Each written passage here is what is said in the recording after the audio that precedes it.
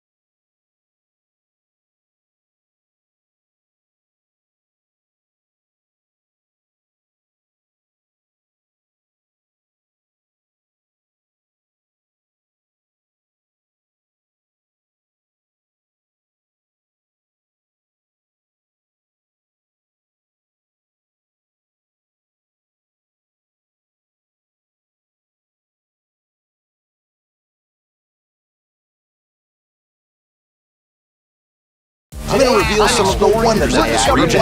One sip of this, what I was expecting, there's something unique. The true summer freshness, I mean, it's just like it. That is a beautiful bite. What should I try if I was going to have a beer? I'd want to sold this pumps in Canada. See, that's like beautiful beauty. You truly can taste the thought, the dedication, the locals, the freshness, it's all there. If you love adventure, then look no further than Southern Ontario and visit Niagara, Canada.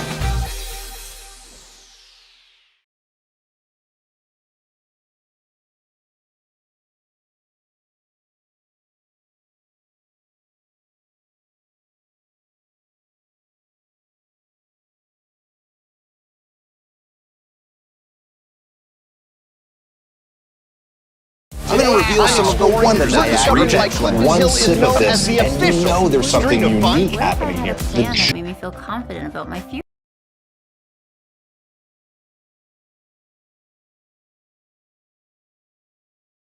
Today, I'm exploring the Niagara benchlands. I don't know what I was expecting, but it wasn't that. Salty, fresh, summery. That's delicious. I can taste the plum. It's like, here comes the cherry. All of the components in there just work so beautifully together. You can see that beautiful hue that's just starting on the top there. It really is a wild experience. Well, this was a magical moment. Cheers. All right.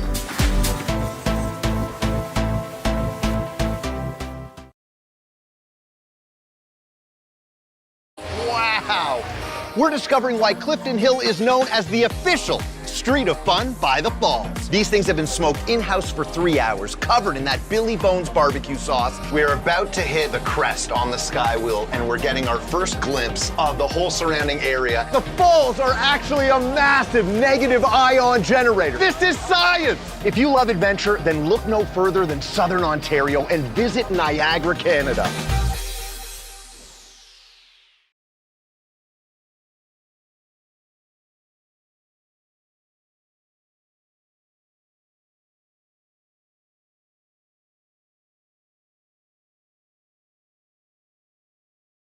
Wow! We're discovering why Clifton Hill is known as the official Street of Fun by the Falls. These things have been smoked in-house for 3 hours, covered in that Billy Bones barbecue sauce. We're about to hit the crest on the sky wheel, and we're getting our first glimpse of the whole surrounding area. The falls are actually a massive negative ion generator. This is science! If you love adventure, then look no further than Southern Ontario and visit Niagara, Canada.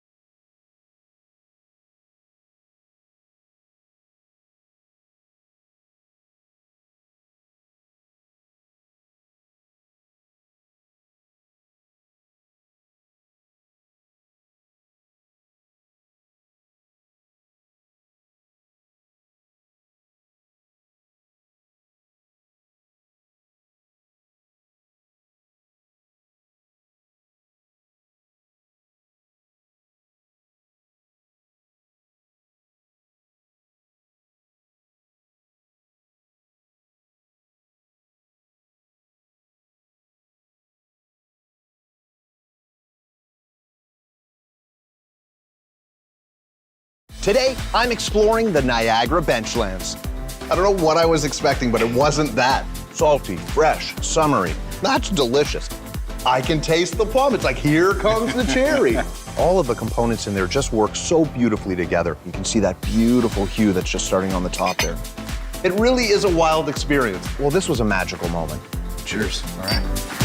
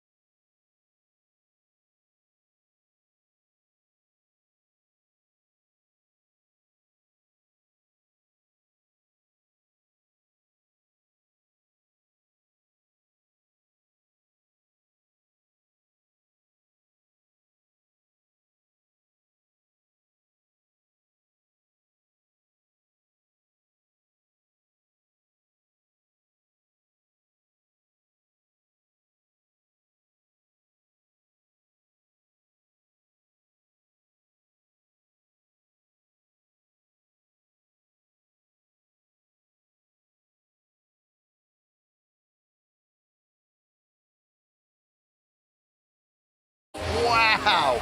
We're discovering why Clifton Hill is known as the official street of fun by the falls. These things have been smoked in-house for 3 hours, covered in that Billy Bones barbecue sauce. We're about to hit the crest on the sky wheel, and we're getting our first glimpse of the whole surrounding area. The falls are actually a massive negative ion generator. This is science! If you love adventure, then look no further than Southern Ontario and visit Niagara, Canada. Wow! We're discovering why I'm going to reveal some of the wonders of this region. One sip of this, and you know there's something unique happening here. The juice, the freshness, I mean, it's just like it. I'm going to reveal some of the wonders of this region. One sip of this, and you know there's something unique happening here. The juice, the freshness, I mean, it's just like it pops. That is a beautiful bite. What should I try if I was going to have a beer at one of the oldest pubs in Canada? That's like candy. You truly can taste the thought, the dedication, the local freshness. It's all there. Cheers. Cheers. Great day.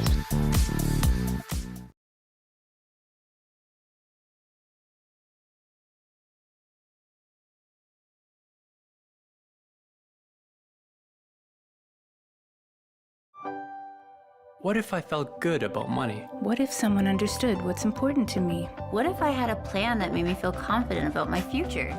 Get ready for what if. Meridian, where banking feels good.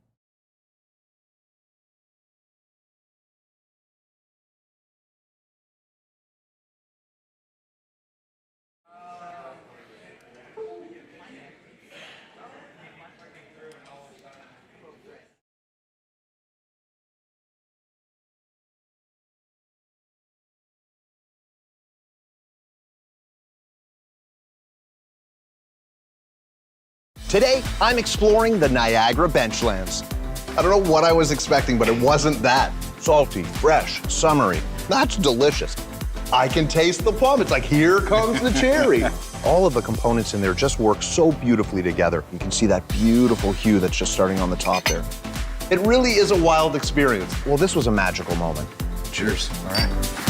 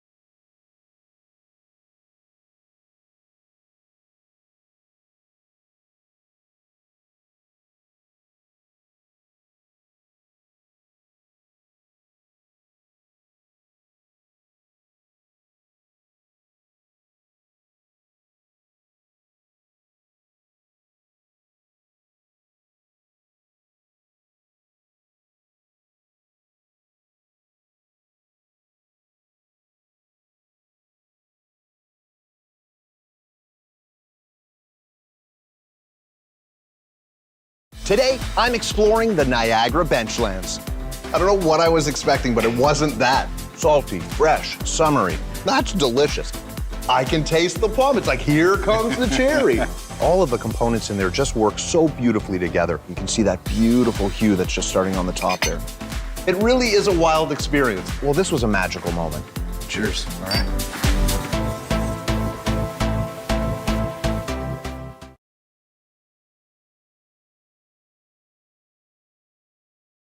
Wow! We're discovering why Clifton Hill is known as the official street of fun by the falls. These things have been smoked in-house for 3 hours, covered in that Billy Bones barbecue sauce. We're about to hit the crest on the sky wheel, and we're getting our first glimpse of the whole surrounding area. The falls are actually a massive negative ion generator. This is science! If you love adventure, then look no further than Southern Ontario and visit Niagara, Canada.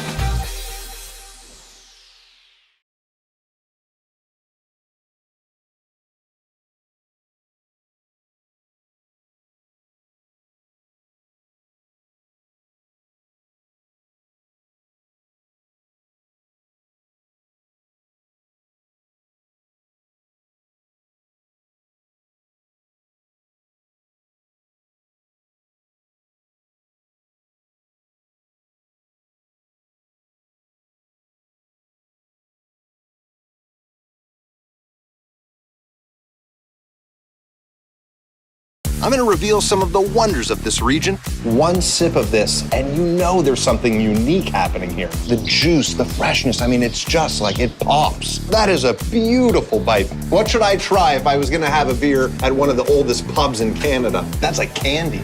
You truly can taste the thought, the dedication, the local freshness. It's all there. Cheers. Cheers. Great day.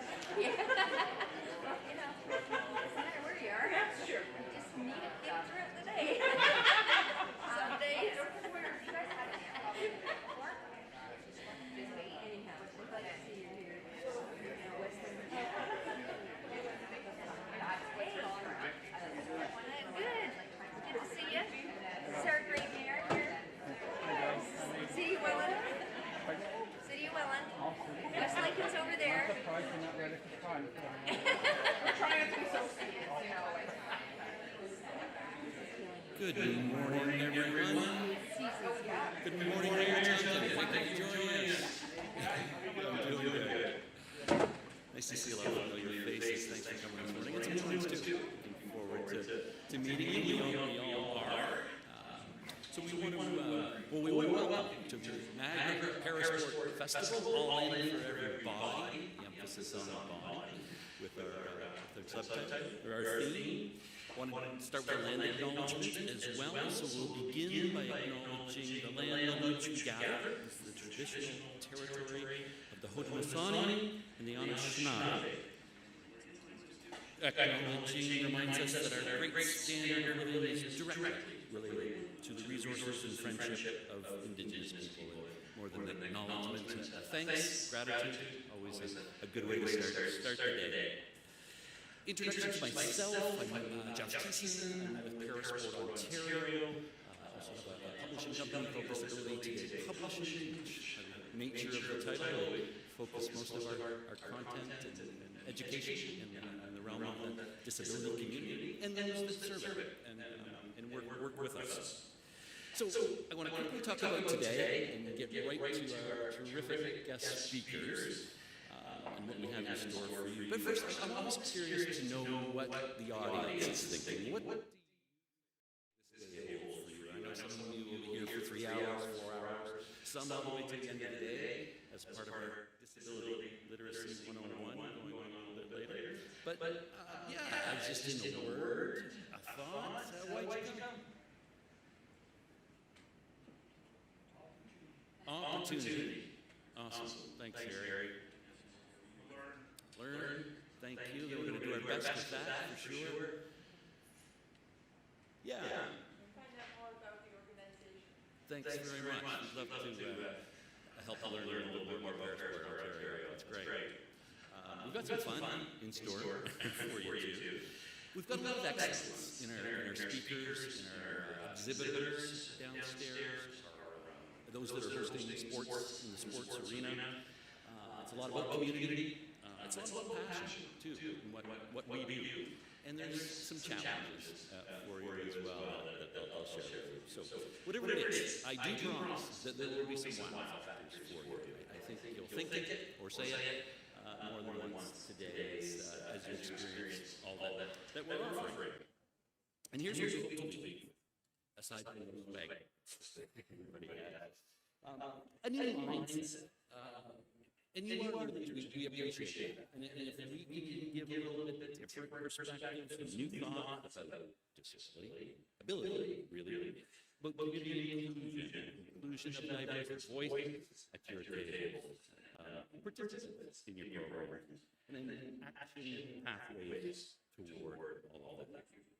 You'll learn a little bit about ableism and leadership and how Parasport are really just sports that everybody can play. So we're hoping that you're going to hear things you've never heard before. We're hoping you're going to see things you've never seen before. Do things you've never done before. And you'll take those home and take those to work with you. We hope to leave a bit of an indelible mark for you today. There is a catch. We have your requests and your thoughts and your perspective on our important work. And they gauge what we do next. And in your bags, there are band postcards. Let's say some of the last day thoughts about what you learned today. What you still don't know. I have questions about what you like to learn more information about 6 different things. And you can leave on the table here, give a Google volunteer, leave a registration on the way out. Your thoughts really do matter. And as I said, we're going to take those and create just a narrative of what this is all about for you. As I said, we'll shape and guide where we're going next, and we're going to give that information back to the next one. So let's get to it. So we're going to wish you all a fabulous day. And we'll start introducing one of our first performing people. And that's a story I hear you haven't heard before. So, what who fancies themselves as a good swimmer? No?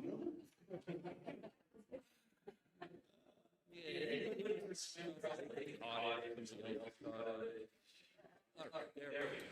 So, you have something in common with our next presenter. She swims across lakes, or did, too. They were called Superior, Huron, Michigan, Ontario, among around the world. When she was young, Vicki was described as an unlikely athlete. Always the last to get picked in the schoolyard, she tells me. Her most recognized accomplishment, as I just referred to, was being the first person to swim across the Great Lakes. And what's equally more incredible, she did it in just 2 months. So I did ask her yesterday if any of us got the ambition to jump into Niagara Lake, I think is where you started, right? Head to the CN Tower. 24 hours is what it would be. So that's what it took to get to her on. Today's one of the most successful Paris swimming coaches has a stable of competitive athletes with physical disabilities. She's raised over $1 million for pools and programs for athletes with disabilities.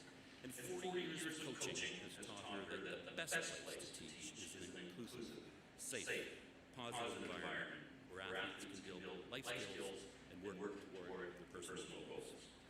Her transformation coaching style focuses on respect, responsibility, and relationships, and it's being recognized across the country right now. She's an inductee into Canada's Sports Hall of Fame, and here she is, the Lady of the Lakes, Vicki.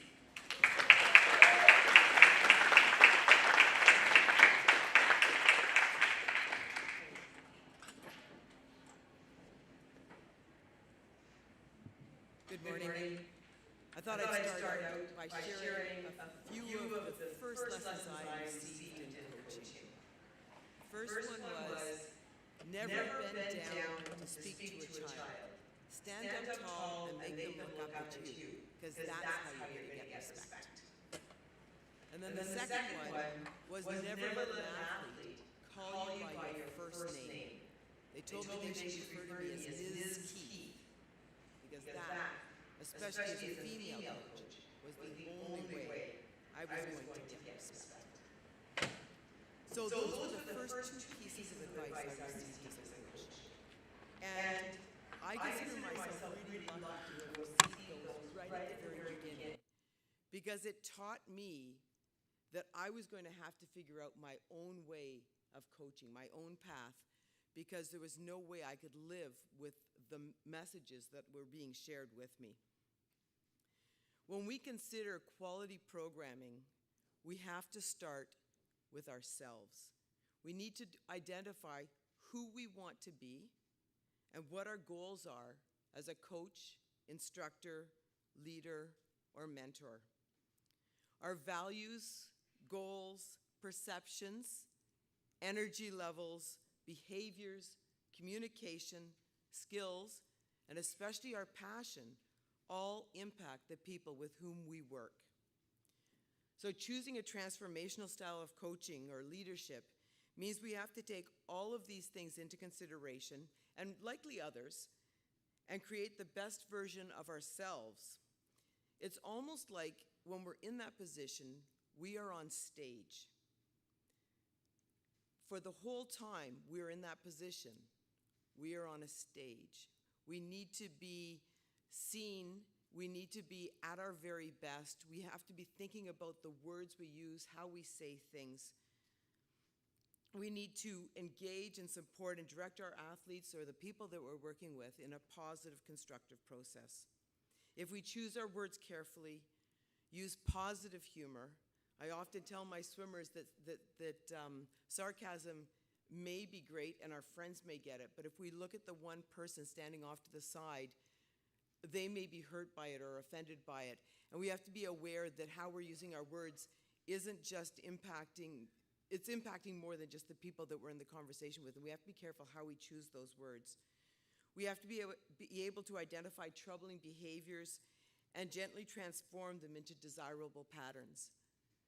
And so often I see a coach or another leader identify the child that is making the biggest disturbance and draw them out and put them in a situation where they're being punished, when actual effect, what's happened is they have been pushed to that point by others. And we have to be aware of what's happening and be able to direct the behavior so that everybody understands that they have a responsibility to support. We need to lead by example. And we'll see if my slides are changing. Did that slide change over there? Because I pushed up instead of down. I will learn from that. So transformational coaches teach life lessons through teamwork, pride, responsibility, hard work, respect, and sportsmanship. We develop individual and team skills to help build a stronger team. We provide opportunities for athletes to take ownership by making decisions in regard to the team and their individual growth. I don't feel that a coach is the person who decides where the team is going. I think the coach can lead the path and give us some solutions, but I think that it's really important that the athletes or the people that they're working with can play a role in making the decisions on where they want to go, because when they take ownership, then they're going to be more likely to be able to follow that path.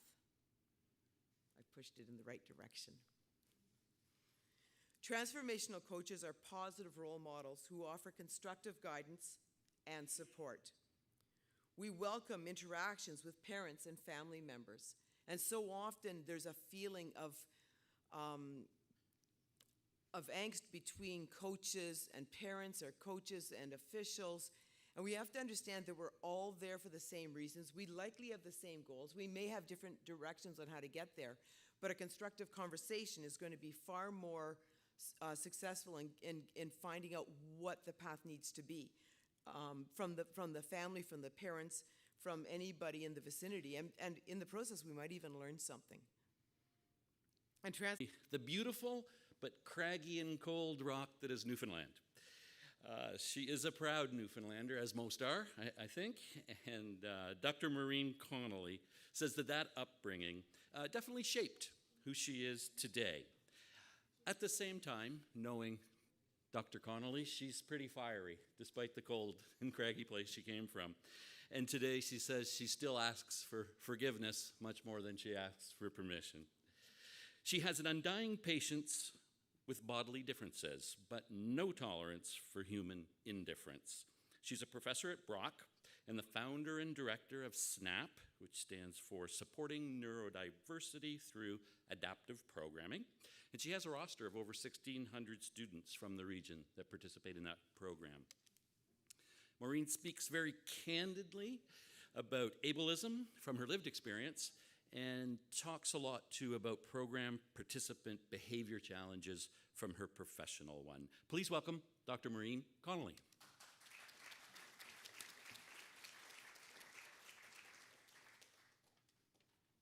Thank you. You're welcome. No turtle? The turtle's on the table. We could bring the turtle up. Okay, so yeah, I'm Maureen. Jeff always introduces me as Dr. Connolly, but I'm in the Vicki Keith School of Authoritarianism. First names are fine. So I'm good with my students calling me by my first name. And I'm going to talk today about ableism. And two of my challenges are to make sure the clicker works. I have no sensation in my hands or feet, thanks to chemotherapy. There was an adventure. And so anything that involves manipulation, I need.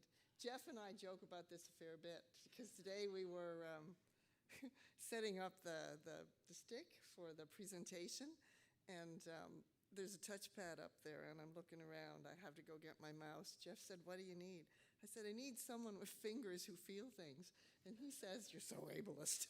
And so, but you know, that's what I needed, right? I needed someone who can feel a touchpad. I can pack that thing all day and nothing's going to happen. So, just simple things like, so I got to make sure that this works because I'm pressing it the way I need to. That's my challenge number one. Yeah. And my challenge number two is not to use profanity, because as Jeff said, I'm a Newfoundlander and we use that word for every part of speech. So I have to be careful not to drop any F-bombs in public. So, and I can't see the screen, so. I'll give you a thumbs up Yeah, but I need to see it so I know what I'm saying. Oh, okay, there it is. Okay, got it. All right, it's over there. So, so this is an introduction in 4 acts, unboxing ableism. Act 1 is ableism is not the shark, it's the water. Act 2 is strangers to ourselves. Act 3 is what is a trope? And Act 4 is the master's tools cannot dismantle the master's house.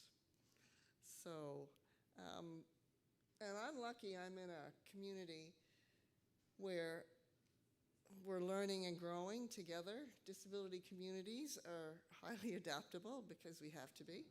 And we're learning and growing together. And when we find out new things, we learn new things, we work with those things. And there's room in the tent for lots of perspectives and lots of opinions and lots of experiences. So we're lucky. But please take accessibility seriously. If you need to get up and move, you get up and move. If you need to lay on your back, you lay on your back. If you need to cough, right? Like, or sneeze, you don't need to like blow out a retina because your sneeze is, because you're trying to hold your sneeze in, right? Like, you have a body and you need your body to be a body, right? So operate with broad accessibility. Online environments have really helped us with inclusion. Lots of people hated the 2 years we had to be online, but it sure as hell opened up spaces for people who usually couldn't get in, you know? So it's been a good thing that way. So here's Act 1. Ableism is not the shark, it's the water. So what is ableism? Ableism is we in North America, really North America, but most Western European, North American economies and philosophies really value productivity, ceaseless energy, amazing attitudes, positivity, contribution to the gross national product. If you're not a producer, you're a burden. So that's our culture. Our culture is really hard to get out of that sort of individual pushing through challenges mindset. That's super valuable, right? That sets up our value system. Capitalism is part of it. But the whole notion of productivity and contributing really kind of undercuts lots of other ways of being in the world. And so a value system that looks at non-disabled bodies as the standard and as a standard to be achieved, that's ableism, yeah? And all of us are socialized in ableist culture. I was socialized in ableist culture. I was educated in an ableist culture. I was assessed in an ableist culture. My progress to the ranks at Brock University is based on ableist standards, right? Like, this is the water we swim in. Ableism is the water, it's not the shark, right? It's everywhere, yeah? These aren't horrible values, okay? There's nothing wrong with striving and trying and not giving up. Those are super important kinds of values for people to embrace. But only doing it the way a non-disabled person does is not achievable for many, many people. If most of us, if we live long enough and we don't die quickly, we will experience we will experience disablement. We will. We will experience being excluded because we can't live up to a non-disabled standard, pace, expectation. That's what we will experience. And especially as we age. Aging is a merciless experience. I tell you this because I'm coming up on 67. And aging is not for sissies, right? Aging is not for sissies. Lots of things stop working, I'm warning you now. So, or it takes you longer to get over stuff that you used to just blow off, you know? Aging is an adventure. And anyone who works and aging, disabled aging as a disabled person, that's even worse. because you're supposed to be dead before you become inconvenient. You know? So aging, lasting, ooh, how dare you. So all of these values are kind of, that's the soup. That's the soup of our society. It's really tricky to get out from under ableism. It's everywhere, right? We're all socialized this way. Recognizing it is hard.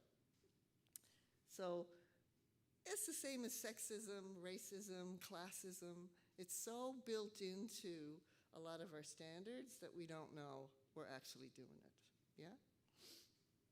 So, ableism. You can read a lot faster than I can read to you.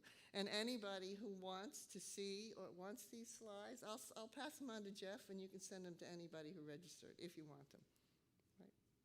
There's no profanity in the slides, by the way. So it's a system. It's a value system, and it places non-disabled performance as the only standard that's worth aiming for. It's also the unquestioned, so normalcy is the unquestioned starting point. So this whole idea of what is normal, that's the starting point without even thinking it ought to be a starting point. The unquestioned starting point, normalcy. So, and we've got a couple of Canadian scholars, Tanya Chichkowski and Rod McCalco, and they write a lot about normalcy is the thing we should be interrogating. We shouldn't be studying bodies as exotic things, not that there's wrong with that. We should be studying normalcy that makes it difficult for bodies to be what they are. Normalcy is the thing we study, not the medicalized kinds of engagements with bodies. It's important to have medicalized engagement with bodies because lots of bodies need medical engagement. It's not a crime.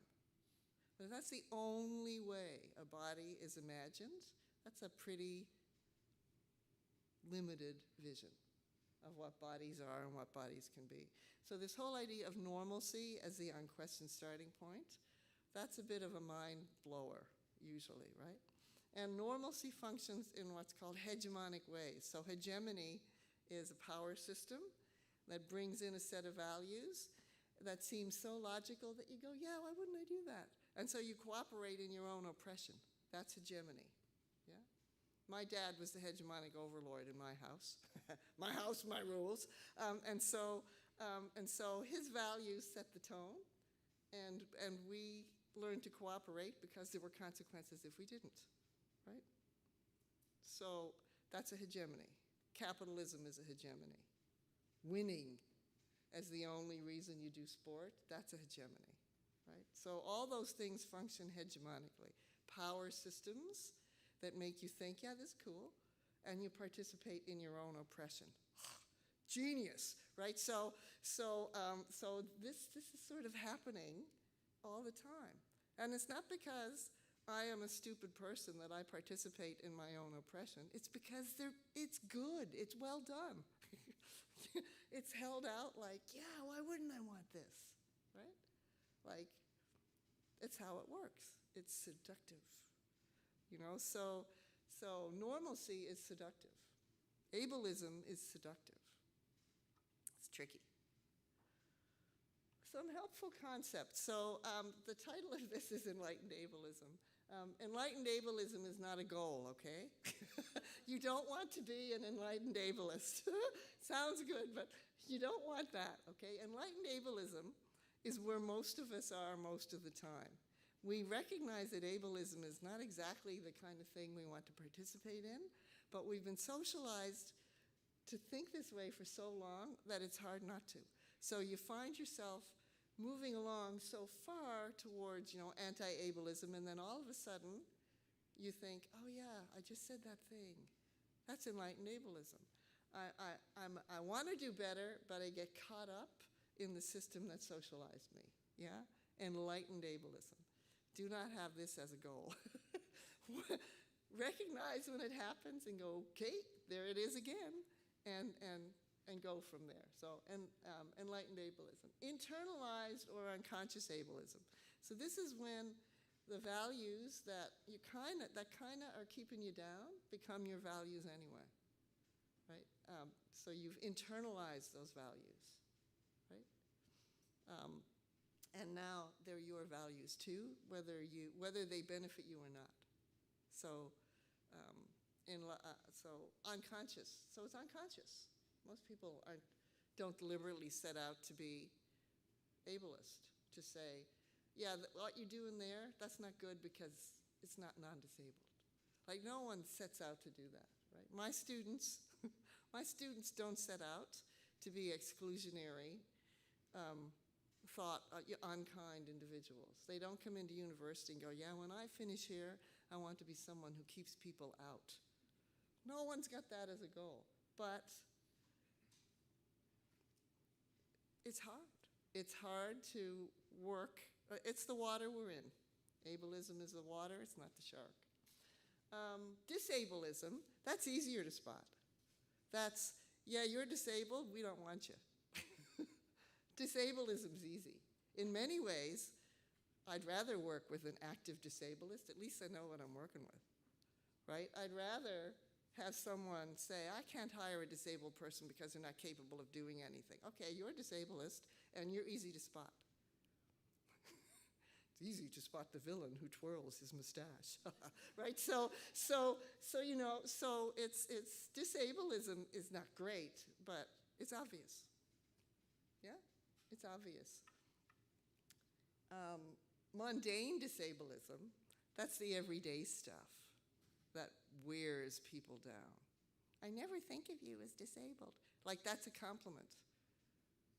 It's my damn identity. Please think of it. You know? Like, think of it. It shaped me. It's how I engage in this weird, messed up culture. You know the word I wanted to use, right? This weird, messed up culture, right? So it's how of course, it's important. Please think of it, you know? Don't deny it. It's this whole idea of that's a compliment, you know? That disability is something that is tragic. A mistake that should never have happened. These are really weird, messed up ableist attitudes. And coming out of this mundane disableism, everyday microaggressions that wear people down, right? You see it in racism, you see it in sexism. Anyone who's a female understands the mundane sexism because there's no way to get away from it, you know? So it's everywhere and it's nowhere. The mundane disableism. That too, strangers to ourselves. So there's all kinds of models of disability. We've got an individual model. The impairment and disability is the same thing. Your disability is in your body. You figure out how to look as normal as possible. You engage with individuals who will help you look as normal as possible because, God forbid, non-disabled people should feel uncomfortable because you're around, not looking as normal as possible. So there's this whole commitment there, yeah? Individual model. Social model tells us, social model is based in the idea that there's an unwillingness or inability to change environments to make it possible for lots of different kinds of people to be in there. So the easiest things are ramps, doors, easy things like that, doors that aren't too heavy. You know, my experience with touchpads, I got to bring a mouse with me everywhere I go. I don't mean a real mouse, I mean I don't have a little mouse corpse in my briefcase, right? I have a thing that I attach to the computer. Right, so I have to bring a mouse with me because everything is a touchpad. Right, Emma, my former student over there, I said, can you help me with the touchpad? Or I won't be able to get my PowerPoint up, right? Because I didn't want to pull the little clicker thing out because that's a whole adventure, trying to. So yeah, you ask for help. But you know, so Maureen's coming, so please have a mouse. Like, that's stupid too. Like, I'm just not that important. you know? So I bring a mouse with me because I know there's loads of touchscreens and touchpads, yeah? But that's a small example of accommodation, yeah? There's an elevator here. Did you all know where it was? Was it easy to find? This is actually a pretty good facility as far as accessibility goes, yeah? What's the signage? What's the signage like? Was there Braille available? Is there stuff in large print? Do we have an interpreter? Nope. Right? So, should always have an interpreter. You never know who's in the audience, yeah? Yeah. So things like that, those need to become like second nature, right? Like the environment can change, people's bodies can't, right? Vicki was talking about the young fellow swimming on his back, yeah? You know,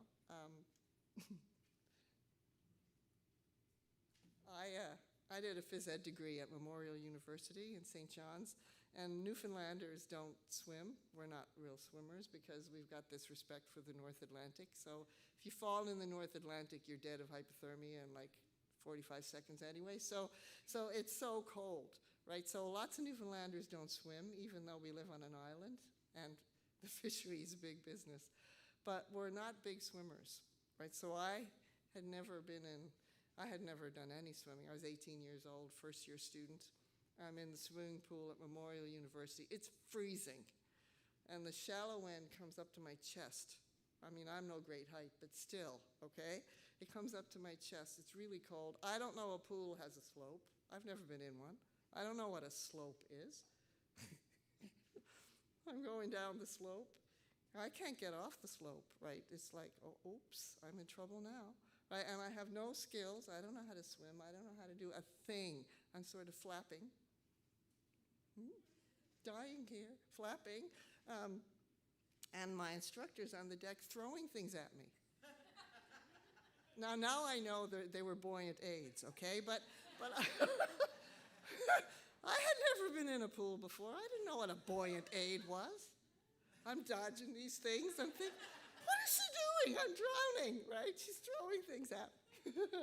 So, anyway, she has to jump in and save me. This is not a good beginning to a phys ed degree.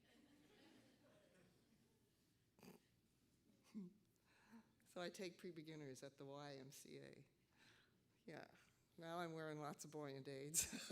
Every buoyant aid in the pool, I've got it on. When I jump in the deep end, a belt, water wings, a jacket, I'm holding on like, give me those buoyant aids. Anyway, so, you know, this was not an adaptable space, but the fellow who taught me, my pre-beginners, and believe me, if there had been a lower level, I would have taken that.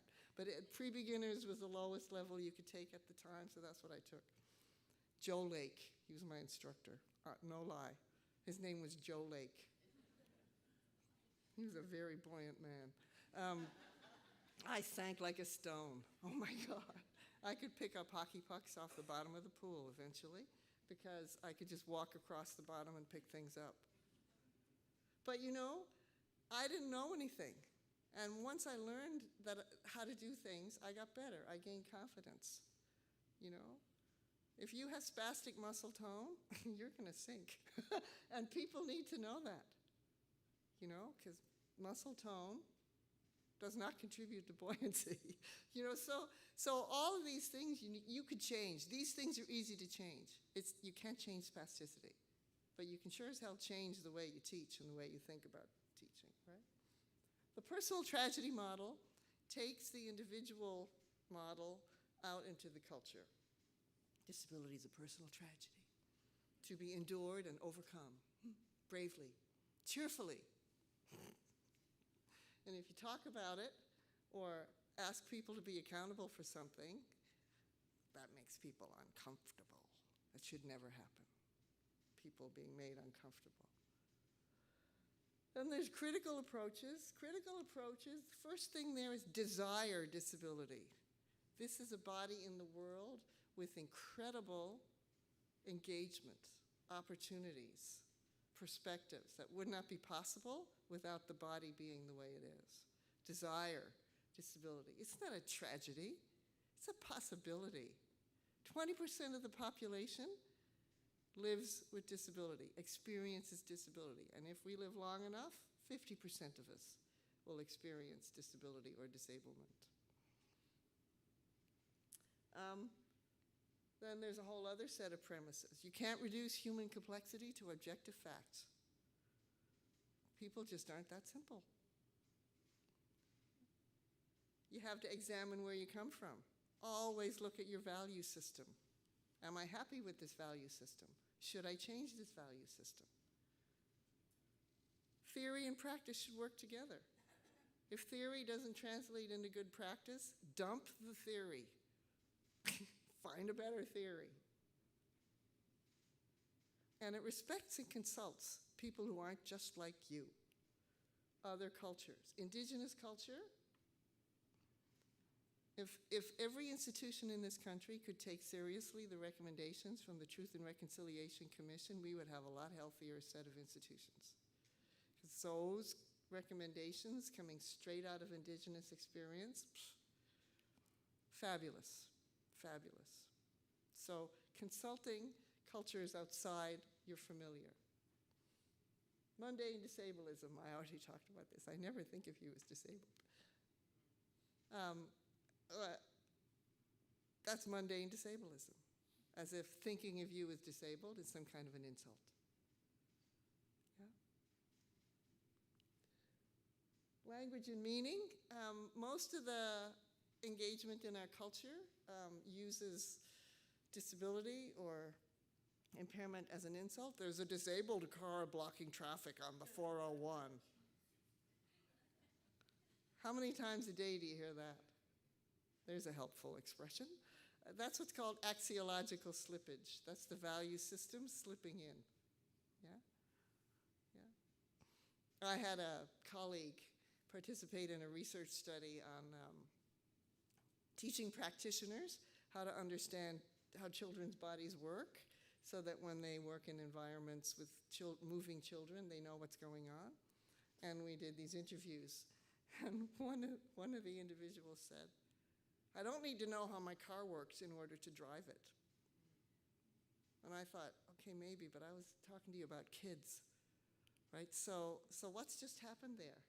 I don't need to know how my car works in order to drive it. A kid's like a machine, and you're going to drive it? That's what's called a revelatory phrase, right? So it reveals more about the person than maybe they wanted to reveal. Maybe they don't even know that they think of a kid as a machine.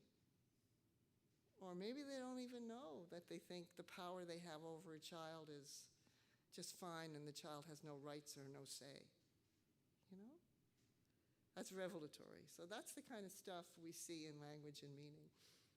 Inside disability cultures, we've got person-first language and identity-first language, and they both operate equally. Person-first language, person with a disability. Identity-first language, disabled person. Person, a disability-identified individual. So one is not superior to the other, or one is not inferior to the other. It's how people identify. Yeah? Identity-first language places disability first. It's an identifier and an identity marker, and it's a pride-based identity marker. Yeah? And all this language of confined to a wheelchair. Wheelchair users suffering from such and such. Ooh.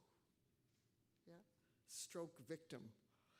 No, if it's a stroke victim, they'd be dead. They're a stroke survivor, okay? Like, they're stroke survivors. So this language, this heavy language, those are all these mundane disableisms, right? These microaggressions. Ableism and mental health. If you live in a culture that tells you you have no worth, chances are you're going to develop an anxiety or depressive experience. So it's hard not to have mental health concerns or issues if you experience disability, because your culture is constantly telling you you gotta look better, be productive, don't be a burden, stay out of the way, don't make people uncomfortable, yada, yada, yada, yada. That is exhausting, and it takes its toll. Yeah? Neurotypical people develop mental health issues.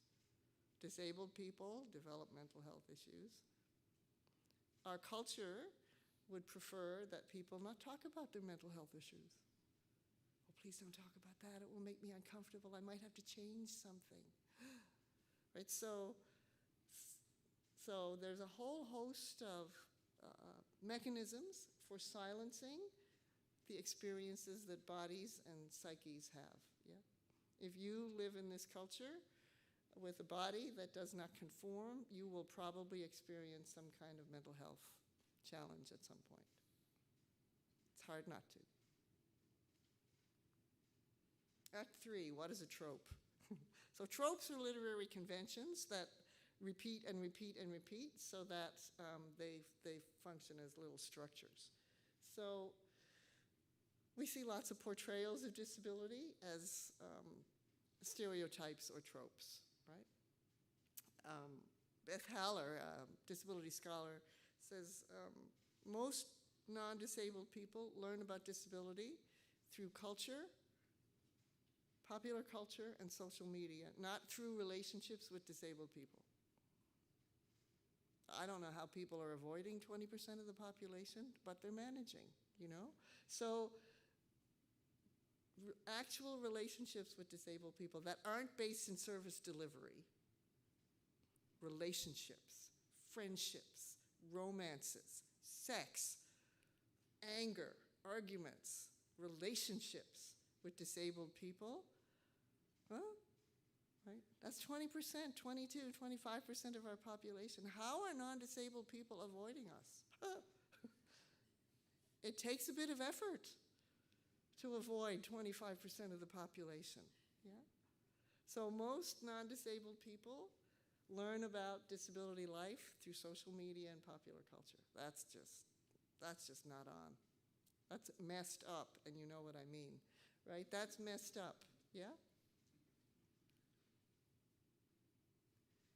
So we get these tropes, narratives of overcoming. That's the best kind of story, an overcoming narrative.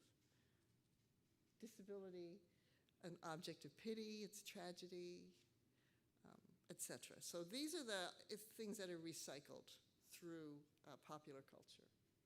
And we see heroic figures like Stephen Hawking and so on, and other movies, movie portrayals. And almost all of these portrayals of disabled people are by non-disabled actors. For God's sake, employ disabled people to play the roles. But you might have to adapt something on the set. So, right? So who is being made comfortable here by these non-disabled performers playing disabled roles? Yeah. So even that aspect of it, that's that Enlightened Ableism thing coming back. It's okay for a non-disabled actor to play a disabled role. Employ disabled actors. So those are some examples of the personal tragedy. And then there's Stella Young, disability as an inspiration.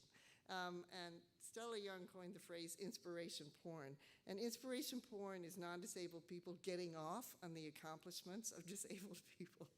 You're titillated. Whew, that was exciting to watch that amazing accomplishment, right? So titillated is a great word, because you can kind of slip that little word in there legitimately, and it's still not considered profanity, yeah? So yeah.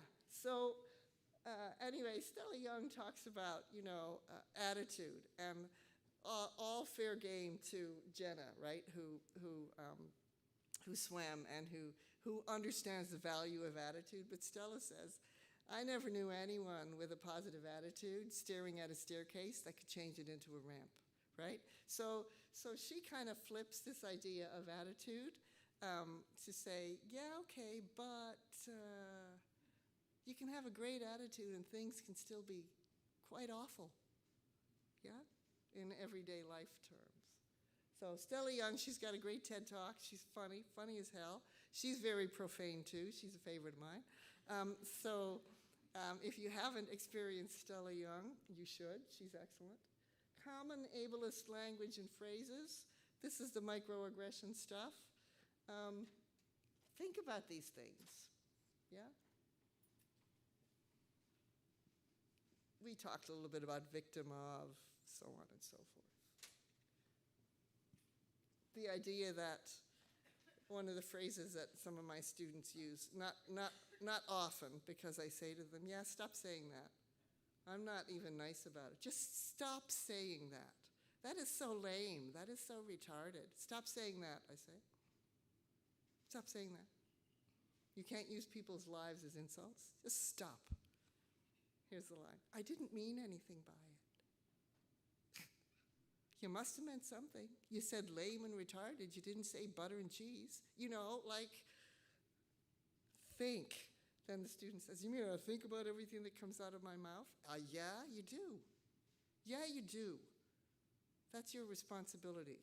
Yeah, you do. Be thoughtful, please. That goes a long way against disableist and enlightened ableist engagements. Yeah? You can tell that I have really mature conversations with senior administration at Brock University about this stuff. I chair our anti-ableism committee. They just hate to see me coming. We just got a document from the board. Could you comment on this document? I'm saying, well, you have tables and lines, so it's already an inaccessible document. Maybe fix that. Oops. So run it through the Microsoft accessibility screen that everyone has on their laptop. So, oh, right, yeah, I guess I should have taken that extra step. I guess you should have. So these are habits that people need to get into, yeah? Act 4, the master's tools cannot dismantle the master's house. We cannot use normalcy, and we cannot use ableism, and we cannot use the values of capitalist, white supremacist, productivist, North American culture to fix the problems. They are the problems. The master's tools cannot dismantle the master's house. That's Audre Lorde. Unlearning, big deal. Policy is a big way, is a big, great inroad. Parasport Ontario has done more to change policy outside its own organization than you can imagine, because it's such an example of adaptable, flexible, recursive, iterative change. When it knows better, it does better. Yeah? The policies inside Parasport are great examples for how other organizations should develop policy. Brock is working on it. So we're moving, it's like pulling people backward through barbed wire, but we're moving towards anti-ableism. Universal design and universal design for learning. Biggies. And universal design is not simply, let's design things differently, although that's cool. And more design, more good design features have come out of disabled culture than any other culture, because that's the culture that's had to be innovative.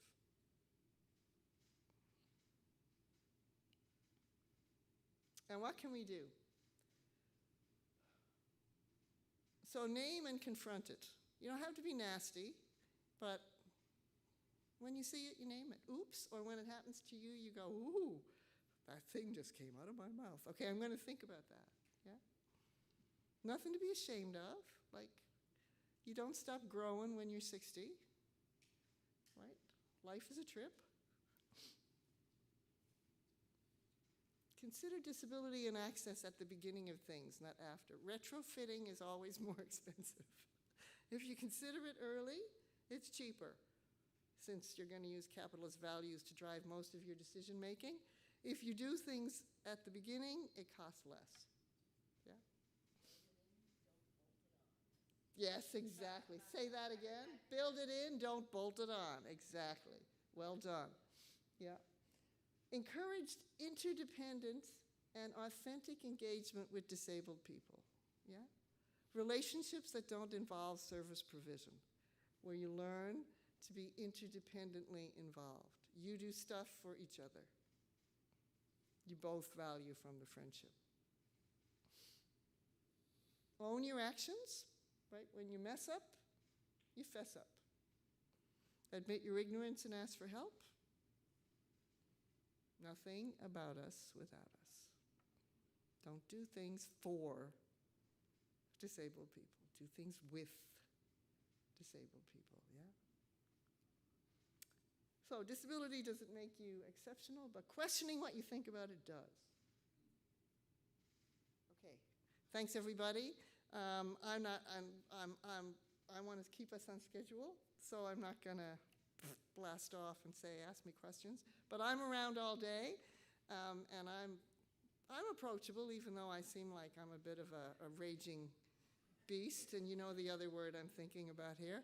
So yeah, find me, talk to me. I love talking to people. I love talking about this stuff, and I got a lot of rage, so I'm happy to share experiences with other people who have a lot of rage. Thanks for being here today, folks.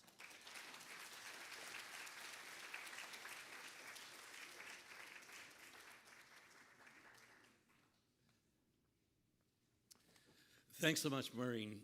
So much to appreciate about you. Today, as the facilitator, I appreciate most your purified language. Thank you for using your church words and not your Newfoundland words. Great presentation. Hope there's something to put on the cards, the postcards from our first two for you all. We've got a 10-minute break. Everything is here in the room to enjoy. Enjoy it here if you will, and we'll be back in 10 minutes. Thanks.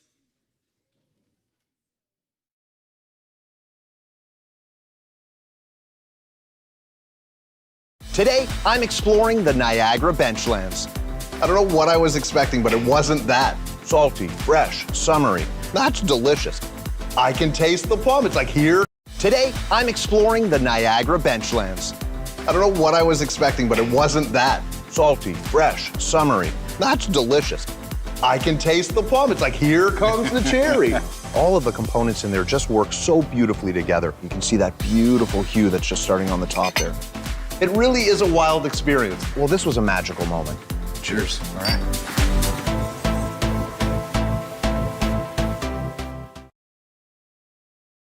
Today, I'm exploring the Niagara benchlands. I don't know what I was expecting, but it wasn't that. Salty, fresh, summery. That's delicious. I can taste the plum. It's like, here comes the cherry. All of the components in there just work so beautifully together. You can see that beautiful hue that's just starting on the top there. It really is a wild experience. Well, this was a magical moment. Cheers. All right.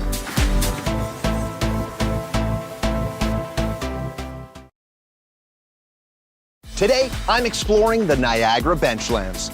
I don't know what I was expecting, but it wasn't that. Salty, fresh, summery. That's delicious. I can taste the plum. It's like, here comes the cherry. All of the components in there just work so beautifully together. You can see that beautiful hue that's just starting on the top there. It really is a wild experience. Well, this was a magical moment. Cheers. All right.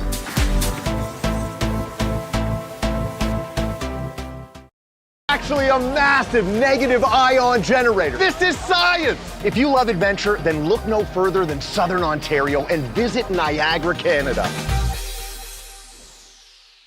Wow!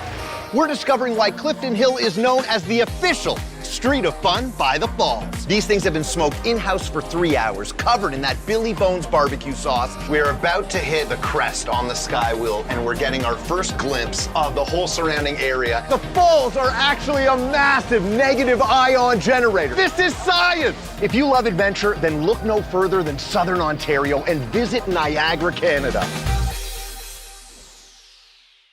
Wow! We're discovering why Clifton Hill is known as the official street of fun by the falls. These things have been smoked in-house for 3 hours, covered in that Billy Bones barbecue sauce. We're about to hit the crest on the sky wheel, and we're getting our first glimpse of the whole surrounding area. The falls are actually a massive negative ion generator. This is science! If you love adventure, then look no further than Southern Ontario and visit Niagara, Canada. Wow! We're discovering why Clifton Hill is known as the official street street of fun by the falls. These things have been smoked in-house for 3 hours, covered in that Billy Bones barbecue sauce. We're about to hit the crest on the sky wheel, and we're getting our first glimpse of the whole surrounding area. The falls are actually a massive negative ion generator. This is science! If you love adventure, then look no further than Southern Ontario and visit Niagara, Canada. Wow! We're discovering why Clifton Hill is known as the official street of fun by the falls. These things have been smoked in-house for 3 hours, covered in that Billy Bones barbecue sauce. We're about to hit the crest on the sky wheel, and we're getting our first glimpse of the whole surrounding area. The falls are actually a massive negative ion generator. This is science! If you love adventure, then look no further than Southern Ontario and visit Niagara, Canada. Wow! We're discovering why Clifton Hill is known as the official street of fun by the falls. These things have been smoked in-house for 3 hours, covered in that Billy Bones barbecue sauce. We're about to hit the crest on the sky wheel, and we're getting our first glimpse of the whole surrounding area. The falls are actually a massive negative ion generator. This is science! If you love adventure, then look no further than Southern Ontario and visit Niagara, Canada. Wow! We're discovering why Clifton Hill is known as the official street of fun by the falls. These things have been smoked in-house for 3 hours, covered in that Billy Bones barbecue sauce. We're about to hit the crest on the sky wheel, and we're getting our first glimpse of the whole surrounding area. The falls are actually a massive negative ion generator. This is science! If you love adventure, then look no further than Southern Ontario and visit Niagara, Canada. Wow! We're discovering why Clifton Hill is known as the official street of fun by the falls. These things have been smoked in-house for 3 hours, covered in that Billy Bones barbecue sauce. We're about to hit the crest on the sky wheel, and we're getting our first glimpse of the whole surrounding area. The falls are actually a massive negative ion generator. This is science! If you love adventure, then look no further than Southern Ontario and visit Niagara, Canada. Wow! We're discovering why Clifton Hill is known as the official street of fun by the falls. These things have been smoked in-house for 3 hours, covered in that Billy Bones barbecue sauce. We're about to hit the crest on the sky wheel, and we're getting our first glimpse of the whole surrounding area. The falls are actually a massive negative ion generator. This is science! If you love adventure, then look no further than Southern Ontario and visit Niagara, Canada. Cheers. Great day.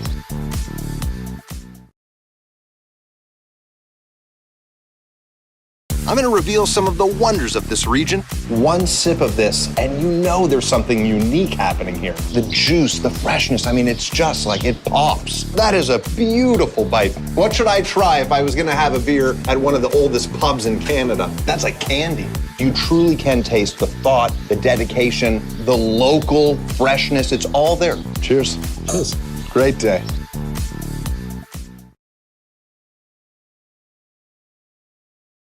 I'm going to reveal some of the wonders of this region. One sip of this, and you know there's something unique happening here. The juice, the freshness, I mean, it's just like it pops. That is a beautiful bite. What should I try if I was going to have a beer at one of the oldest pubs in Canada? That's like candy. You truly can taste the thought, the dedication, the local freshness. It's all there. Cheers. Cheers. Great day.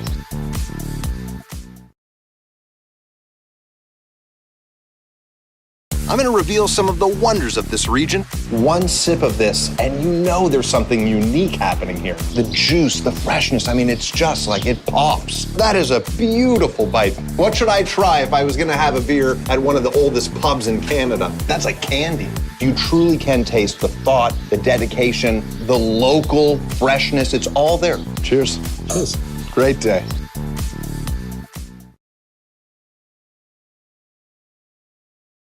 I'm going to reveal some of the wonders of this region. One sip of this, and you know there's something unique happening here. The juice, the freshness, I mean, it's just like it pops. That is a beautiful bite. What should I try if I was going to have a beer at one of the oldest pubs in Canada? That's like candy. You truly can taste the thought, the dedication, the local freshness. It's all there. Cheers.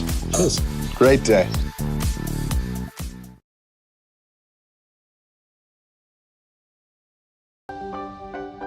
Meridian, where banking feels good. What if I felt good about money? What if someone understood what's important to me? What if I had a plan that made me feel confident about my future? Get ready for what if. Meridian, where banking feels good. What if I felt good about money? What if someone understood what's important to me? What if I had a plan that made me feel confident about my future? Get ready for what if. Meridian, where banking feels good. What if I felt good about money? What if someone understood what's important to me? What if I had a plan that made me feel confident about my future? Get ready for what if. Meridian, where banking feels good. What if I felt good about money? What if someone understood what's important to me? What if I had a plan that made me feel confident about my future? Get ready for what if. Meridian, where banking feels good. What if I felt good about money? What if someone understood what's important to me? What if I had a plan that made me feel confident about my future? Get ready for what if.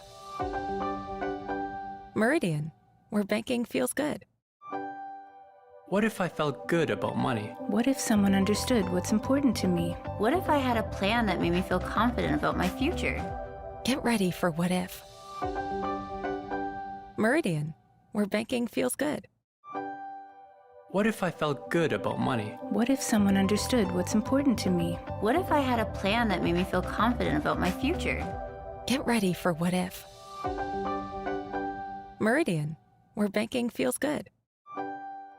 What if I felt good about money? What if someone understood what's important to me? What if I had a plan that made me feel confident about my future? Get ready for what if. Meridian, where banking feels good.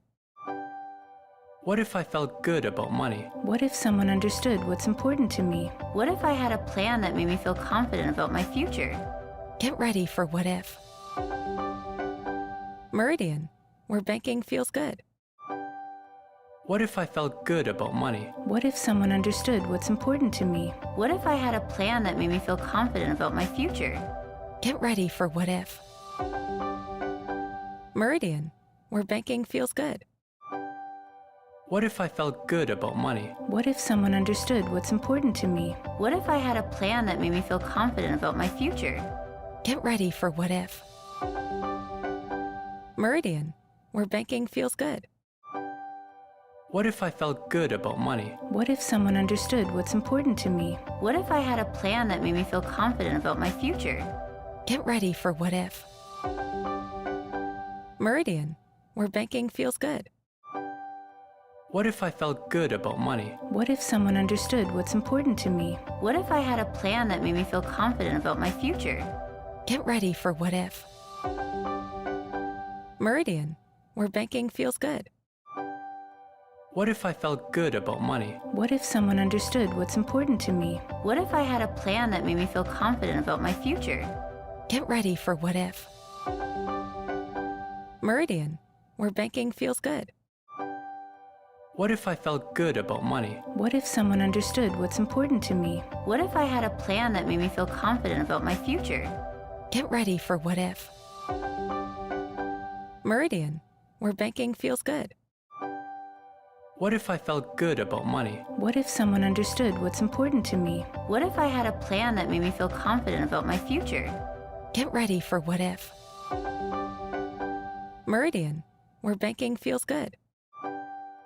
What if I felt good about money? What if someone understood what's important to me? What if I had a plan that made me feel confident about my future?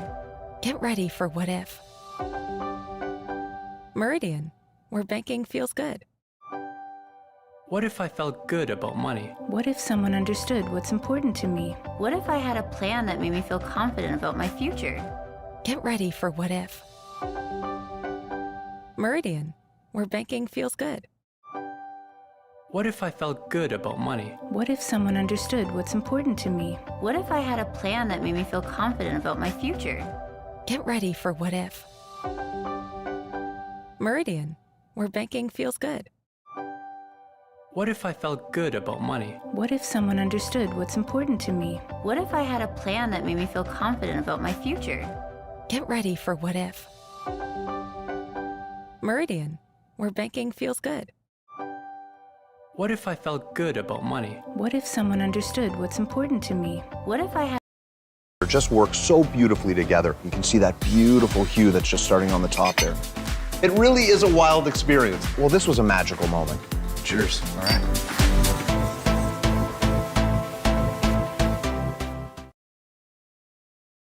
Today, I'm exploring the Niagara benchlands.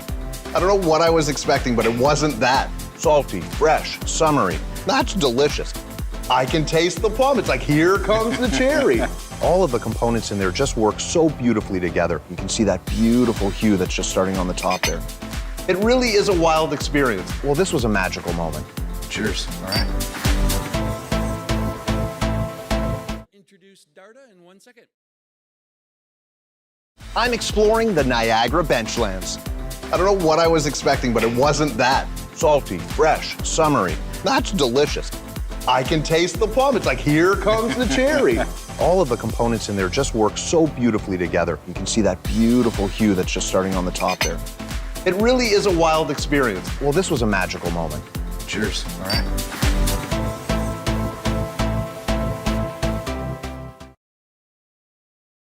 Today, I'm exploring the Niagara benchlands. I don't know what I was expecting, but it wasn't that. Salty, fresh, summery. That's delicious. I can taste the plum. It's like, here comes the cherry.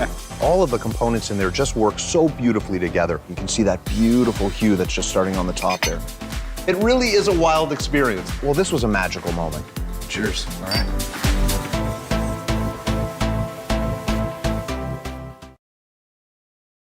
Today, I'm exploring the Niagara benchlands. I don't know what I was expecting, but it wasn't that. Salty, fresh, summery. That's delicious. I can taste the plum. It's like, here comes the cherry. All of the components in there just work so beautifully together. You can see that beautiful hue that's just starting on the top there. It really is a wild experience. Well, this was a magical moment. Cheers. All right.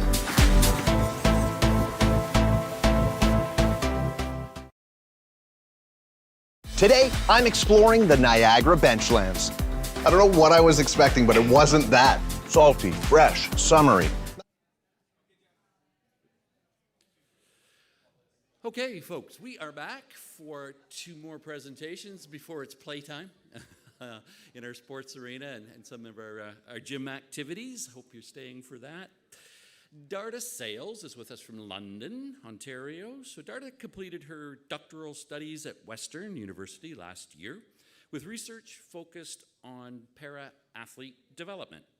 Her passion for parasport is fueled by her experiences as a 3-time Paralympian into different sports, which is pretty unusual. As a swimmer, she won gold and silver, and she's a 1-time Paralympian in wheelchair basketball as well. She's a swim coach, a classifier, and currently consults to national and provincial sport organizations looking to enhance their parasport programming. In everything she does, Darda is committed to making sport more accessible and more equitable for those who experience impairment. So here this morning, she'll share some expectations for inclusive community programming and participation. Darda Sales.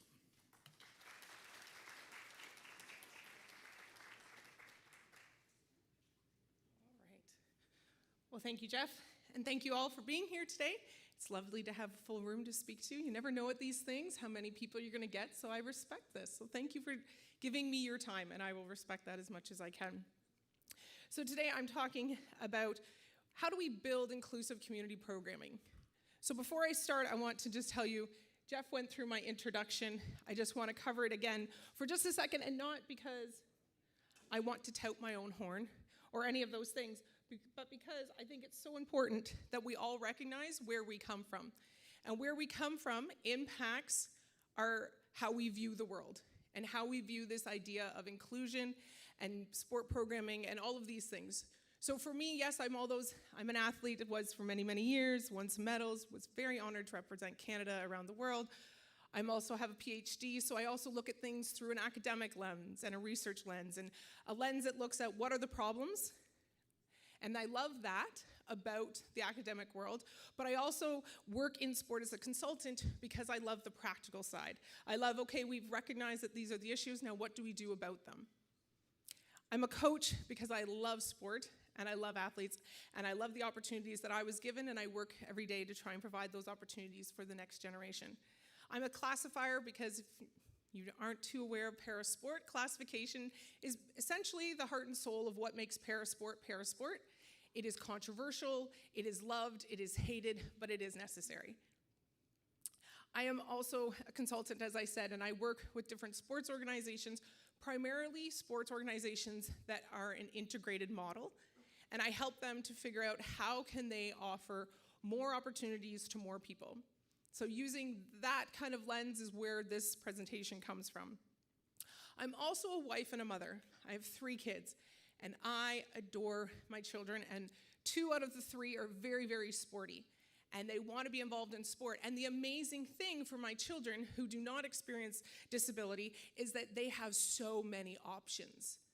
My problem for my children is not that what am I going to do with them, it's how do I narrow their focus to a few options.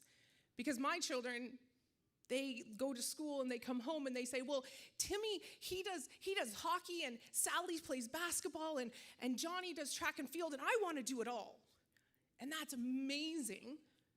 But I know from my own experience and through research and through all the other aspects of my life that that's not the same for individuals who experience disability.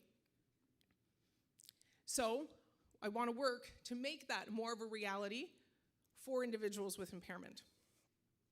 So every single day I work, and I work with sports organizations. Right now I'm primarily working with swimming. And the biggest challenge I face each and every day when I get a call from a coach or a call from a club is fear. Everyone is fearful of something. They are fearful of the unknown. I've never worked with someone who has an impairment. What if I don't know, what if I get it wrong? What if I say the wrong thing? What if I'm so overwhelmed by it all, I'm just going to do nothing, because nothing is going to be enough. And ultimately, there is the fear of change. We are very attuned creatures to the same. We like things the way they've always been because they've always been that way, and we get stuck in this comfort. And I am asking every single club that I work with and every coach that I talk to make a change. That change can be a mental, attitudinal shift. It can be a physical shift. It can be a programming shift. I am asking for change, and there is fear in that. And I recognize that in everything that I do. But the first step that I tell clubs and I tell coaches is you need to be intentional about what you're going to do. And you have to recognize that there is a commitment if you are going to make your programs open to more people. There is going to be thought. I'm sorry to say, you are going to have to think about things. You are going to have to do some work. I am asking you for your energy. I'll let you borrow some of mine. I have a lot of it. I will, and I will help empower you, but you are going to have the energy to continue past when I leave. I am asking you to be intentional about your time. I am asking you to set aside time for this project, to meet with me, to be thinking through all these things. And of course, I am asking you for your money. I am asking you to intentionally set some of your funds towards a program, potentially something you've never done before. But things that we see as important, we will put our money towards. Whether we are an individual or an organization, we will. And ultimately, why are we doing this? Because we want positive experiences for anyone who is engaged in our programming. Whether that individual experiences disability or not, we are all striving towards positive experiences, and we only get there if we are intentional about the process. The next step is we need organizations to do a personal and a corporate reflection on themselves. And they need to identify their why. Why do I want to open my programming up to more people? Why we do things fuels us in so many different ways. For me, this sits beside, this is a picture of my bulletin board at home, and this is a piece of paper that's posted there, and it is literally at my shoulder, and I look at it every day. And this is my why. Every single day, I am working to make it more open and accessible for individuals with impairment to engage in sport, so that the next 9-year-old girl who has a disability knows that she is accepted. When I was 9 years old is when it hit me that I was different. It hit me that I couldn't run as fast as my classmates and that I wasn't accepted into sport. So when I was 9 years old, I won our my elementary school grade 4 basketball skills challenge. And I got to go to this city-wide skills competition. Like, they recognized I had basketball skills. And I got back from that competition and I tried out for my basketball team at school. And they cut me. So 1 week, I had skills. And 1 week, I was too disabled to participate on the team. When I was 9 years old, it's when I started recognizing that at recess, and the kids were like, picking teams and things, that like I was last. I was 9 when I started to recognize that it's kind of strange that the teacher keeps making me the scorekeeper when we do sports in class.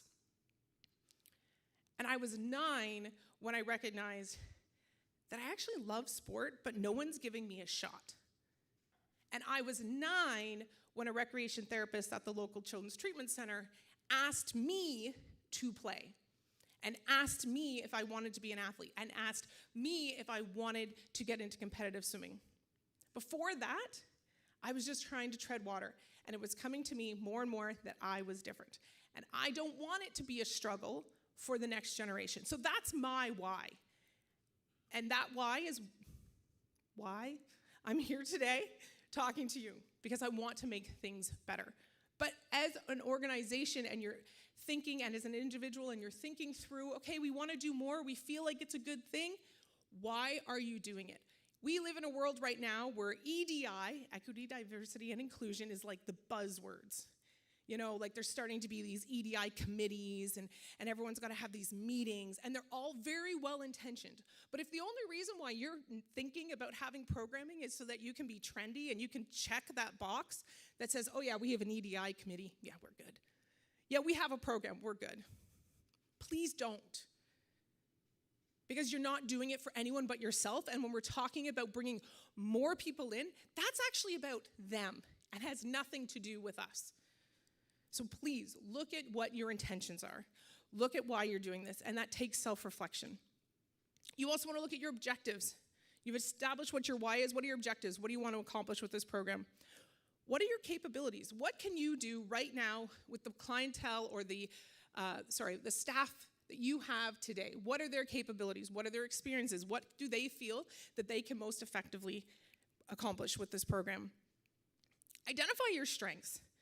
Look around. Maybe you have the most accessible facility in town. Awesome, that's a strength. Also look at your limitations and be honest with them. Maybe you have no staff member that has ever worked with an individual with an impairment. As our last presenter pointed out, that's close to impossible because we are 20% of the population, but possibly. So, it's okay to be realistic about what your limitations are. There are things out there that can also help you with this process. So there's a Canadian Disability Participation Project, and this was done through the Queen's University. It has a website that's up there. They have a ton of resources that can help you figure out where your organization is at today when it comes to inclusive sport.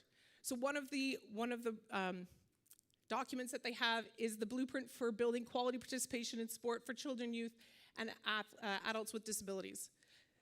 In there, they identify 6 building blocks on a quality program. What are things that people need to experience in your programming to have a quality experience there?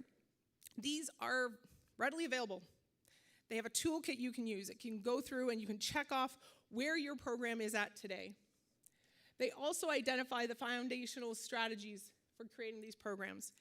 And it's really easy when we think about accessibility, the first thing we like to think about is elevators and ramps, the physical environment, and that's just one piece of the puzzle. We also need to be looking at our program environment. What does our programming currently offer? What don't we offer?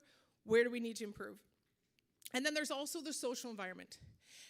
And the social environment is not just the people that you have running the program, it's other participants. It's family members, it's your board of directors.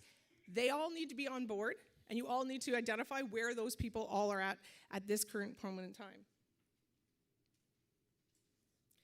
Another really good resource that's out there is the Becoming Para-Ready. This resource was put out by the Stedward Center at the University of Alberta. And this is, they have a document, they also have a checklist, toolkit that you can use to go through, and they look at the 10 P's of becoming para-ready. And they kind of give you things that you can think about at each of these different 10 P's on how you can improve your programming or where your programming is at right now. This tool is specifically designed for programs to use before they ever work with an individual who has a disability. So these things are out there to help you with this process. The other part of this, the next step is, okay, you've identified you're going to do something. You've identified your strengths, your weaknesses, your objectives. Awesome. I want you to be specific in what you actually can do. So if you look in the Webster Dictionary, there is 2 definitions of inclusive. There is broad in orientation or scope. But what we hear more about when we think about inclusive programming is we think about the second one, which is including everyone. I think that including everyone is an excellent long-term big, bad, bodacious goal, or whatever it was, the way that Vicki, I think it's great. But I think for the most part, when you're first starting out on this journey, you're actually more at the first definition. We're trying to broaden the scope of what you can do. But we also need to be honest and realistic that you cannot be all things to all people. You can't do a good job at that. But you can take steps towards broadening your population base and offering a program that meets the needs of other people that maybe aren't currently in your programming. Doing something, even if it feels small, is better than doing nothing, but you want to do it well. You don't want to have a program, the worst thing you can do is have a program that says open to all, and a parent with a child that has an impairment that your program has never experienced before walks through the door and realizes it's not for them. They're not coming back. So please don't do that. Be honest, be specific. If right now we feel that we can service, our programs can be open to individuals with physical impairments, or you can even get more specific. Right now, we feel that our program can be open to individuals with amputations. That's a place to start. No one is going to fault you for starting, but you want to have a quality experience. I'm not saying you stay there. I'm saying you start there. And then you build. As you build your skills, as you build your participation group, you can expand. But you want that positive first experience. The other part of this, too, that always comes to mind when I talk about this and about being specific, there's a reason why we have women-only gyms. Right? There's a reason for it. It's because that's where some women want to go, where they can work out and they feel more comfortable because they're around other women. They're around others who have a similar life experience to them. Now, if I was to suggest that you have a program that is only for individuals with impairments, everyone would go, oh, that's segregation. Well, yeah. Sometimes segregation is not a dirty word. Sometimes segregation, when it makes the individuals who are in the group feel more comfortable and safe, it's an okay thing. We get on this bandwagon of integration all the time, and that's great. But even individuals without impairment have times where they want to be with other people like them. And this is the exact same thing. So, segregation is not a dirty word.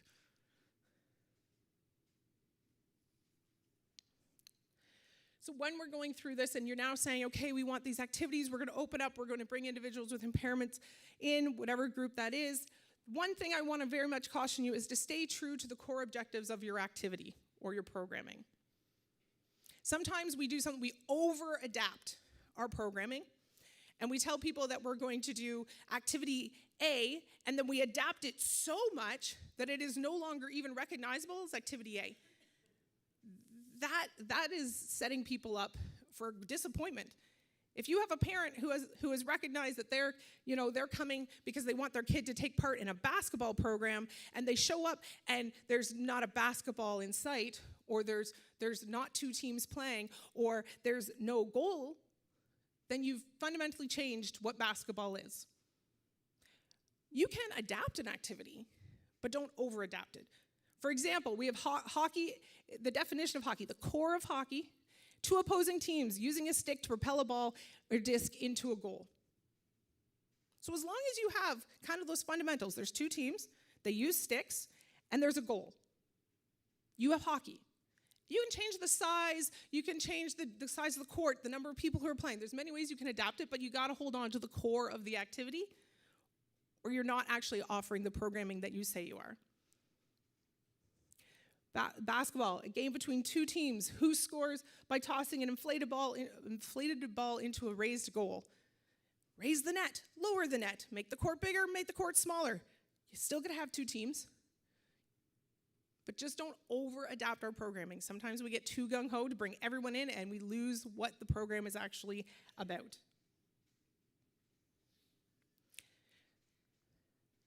Next part, we want to prepare.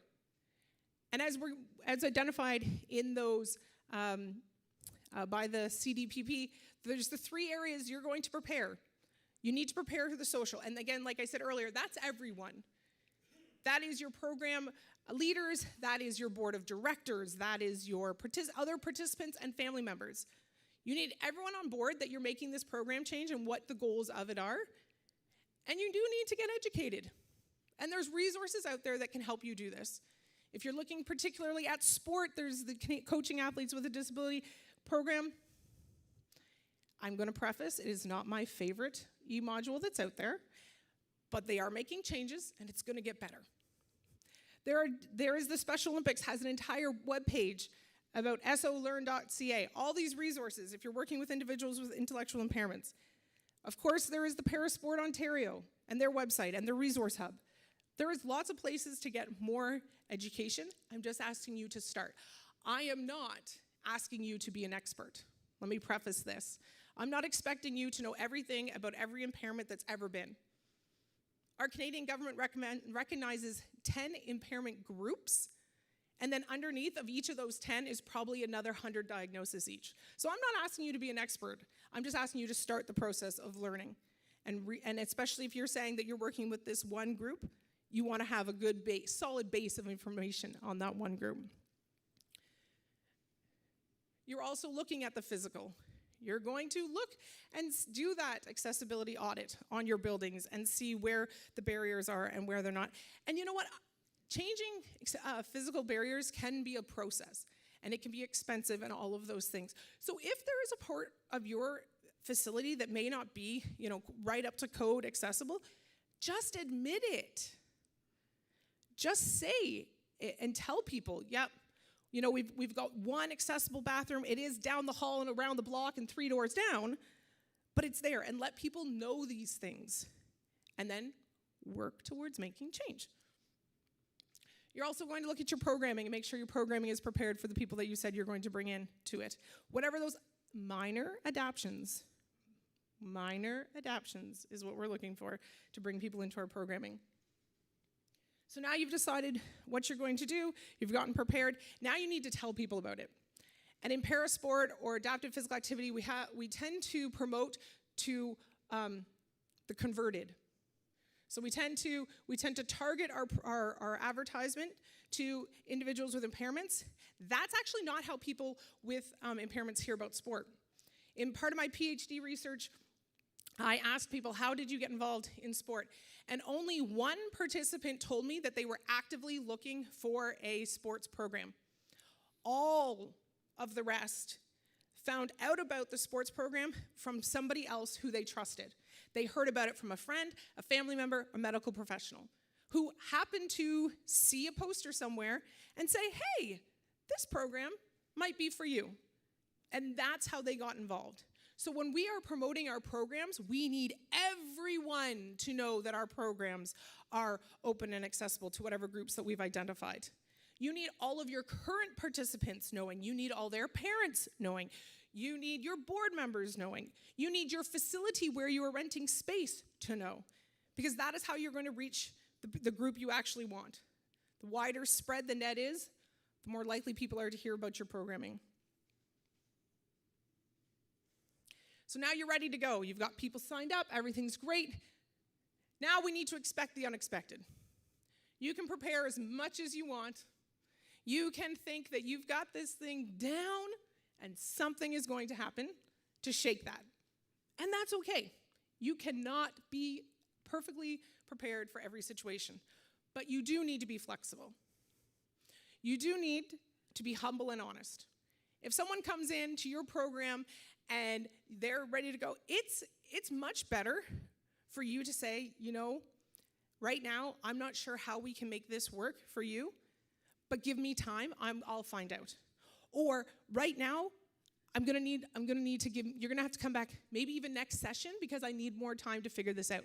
People will much rather you be honest with them than to fub it. Nobody wants to bring their kid to a program thinking their kid is gonna actively participate and they end up being the scorekeeper. I can tell you that just because you wanted to keep them in your program. You need quality first experiences for people. And sometimes that takes being honest and humble about what you can and cannot do. But what you can also do is ask questions to understand. So if you have a participant who walks through your door and you're not sure how to work, how they're gonna work in your programming, your very best resource is sitting at your door. And I would also say, ask the person who is going to be participating, ask them first. Don't look to mom and dad automatically and say, how can they work in this? If you're living with an impairment, you know your body best, and you know how things are going to work. So ask them first. Help them feel involved in the process. At the end of the last presentation was nothing for us without us. That's kind of this piece of that. Ask them what they can do and ask them how it can work for them, and work together towards making necessary change.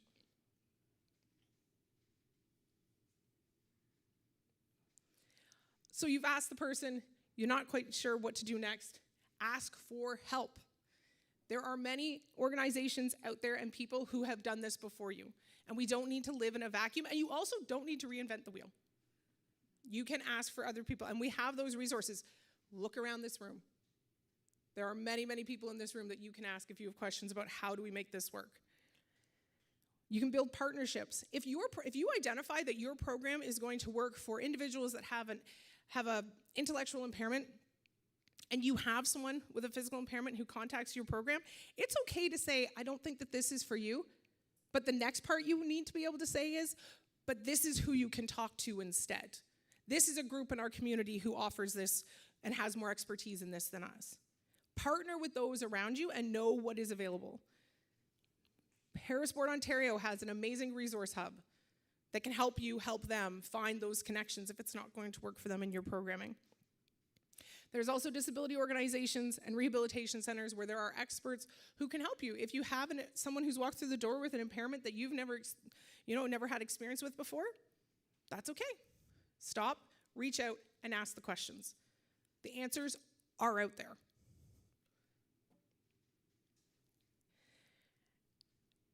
Now, I always hesitate when I put this one up here because to me it seems so common sense. But common sense doesn't always prevail. Ultimately, bottom, bare basics, you're opening your program to working with other people. Treat people the way you want to be treated. I'm fairly certain most of our parents said this to us as we were growing up, and it seems really basic. But if you're facing a challenge of having someone come into your program and you don't know what the next steps are, take a step back and think to yourself, how would I want to be treated in this moment? What would I want to be done for me if I was facing something that was an obstacle? It still holds true to us today as adults. We want to treat everyone how we want to be treated. And lastly, we need to focus on connections. People will forget what you say and they will forget what you do, but they will never forget how you make them feel. And how do people want to feel when they come to your program? They want to feel safe. They want to feel like they belong, like you want them to be there, that others are welcoming and open to having them there. And they want to feel accepted. If you can do that, even if your program plan falls apart and you end up doing something completely different and you have no idea, if they've had a positive experience and they have felt safe, that they belong and that they are accepted, they'll give you a second chance. They'll come back. They will tell their friends. It will grow. But ultimately, you have to hit on those three things with your programming. And lastly, I want to say that you will make mistakes. I have yet to work with a program that hits it out of the park, first try, no issues, no blips in the road, no upset parents, no nothing. I have never met that program. If you have, please let me know. I would like to go and do a case study on them. You will make mistakes. That's okay. No one is expecting you to be perfect, but they are expecting you to learn from those mistakes and to continue to move forward and do better. When we talk about inclusion and we talk about bringing more people in, it can be overwhelming and there can be a lot of fear in it.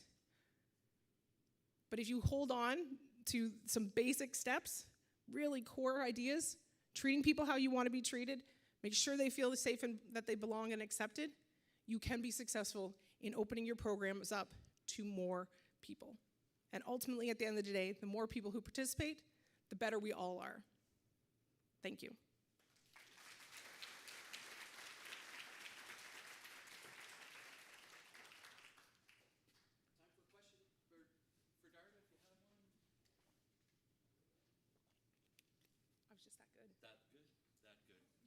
Thanks, Darda.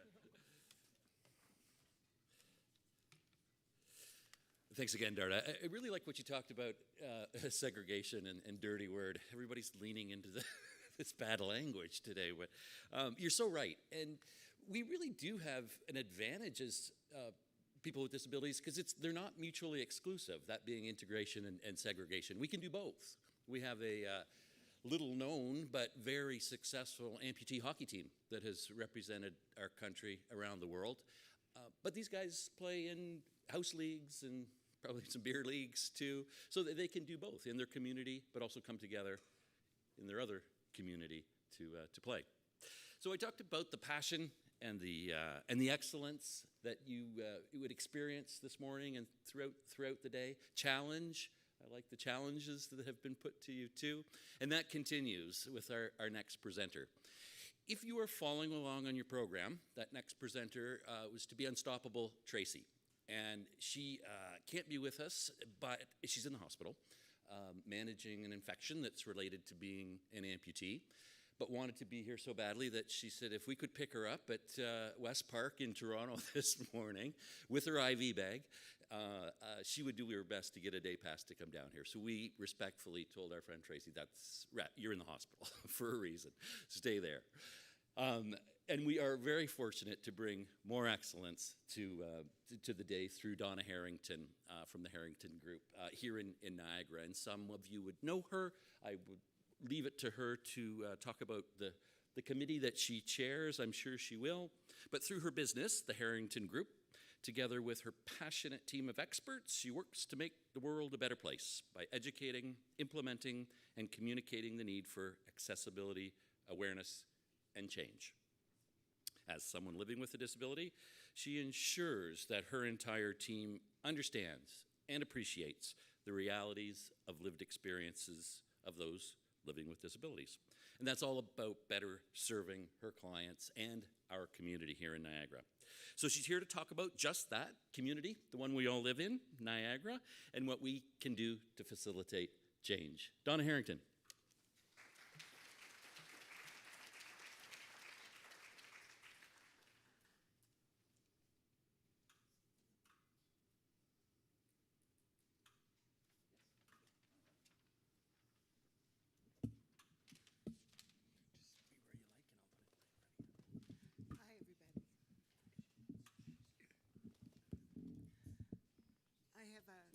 complicated relationship with technology. Need it badly, but hate much more. So you'll have to just bear with me while we work that out. But thank you for having me here today. I'm not Tracy, so I'm not a Paralympian. I'm not even a para-athlete.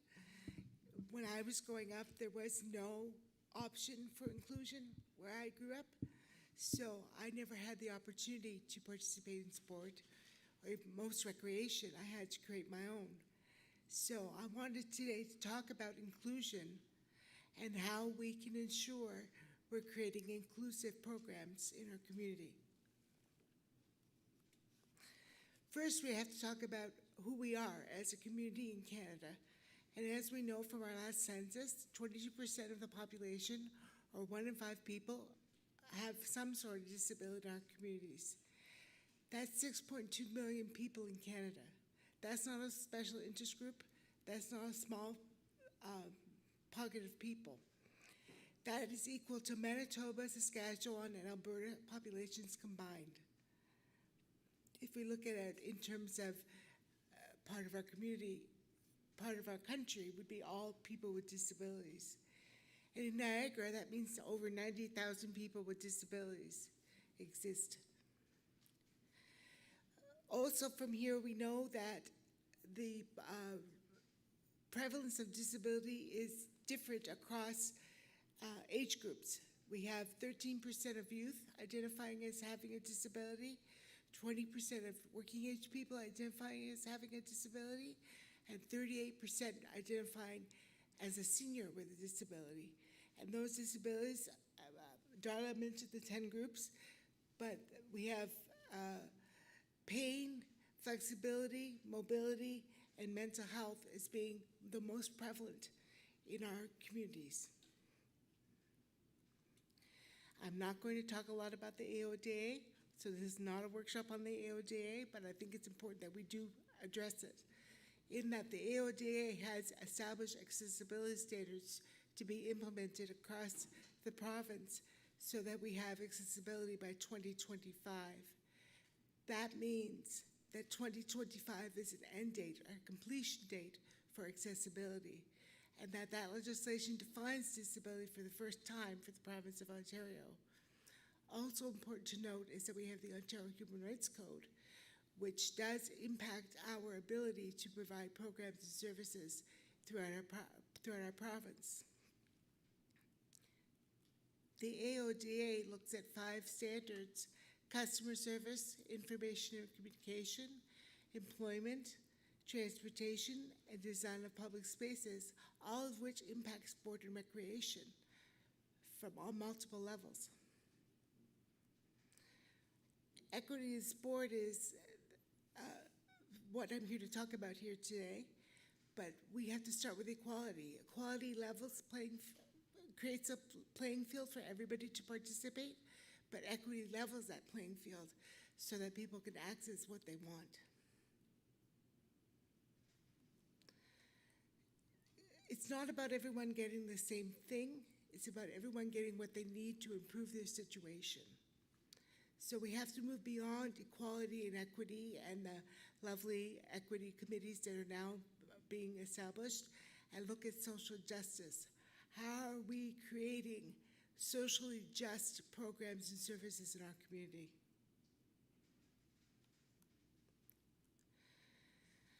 I'm sure some of you have seen this infographic before, but there's the idea of equality, of everyone getting the same thing. The assumption is if we give everybody the same thing, then they'll have access.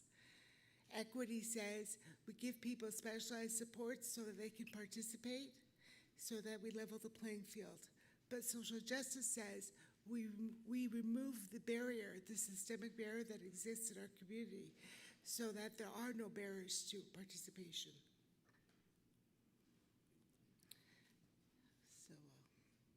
Accessibility removes barriers, inclusion invites everyone to come to the table, being equally important, and social justice removes a systemic barrier.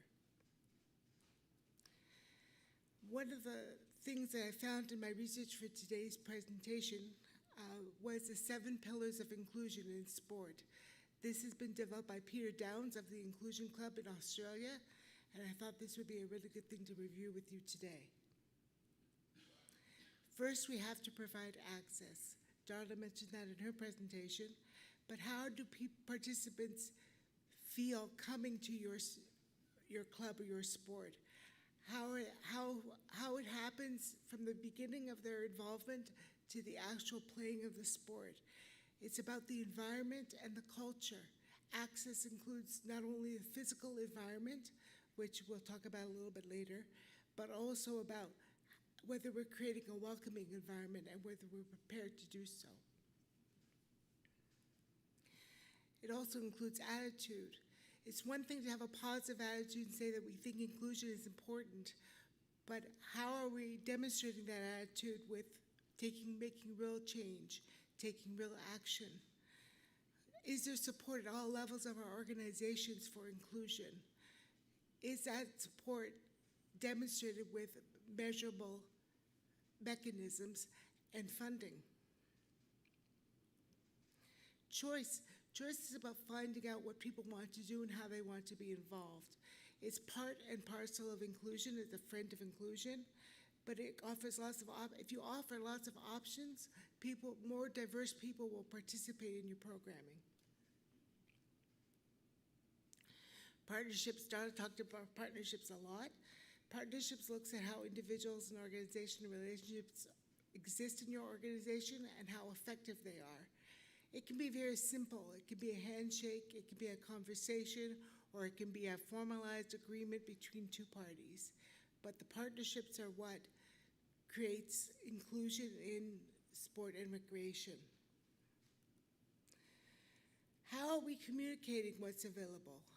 Who are we telling what's available in our communities, and how are we telling them?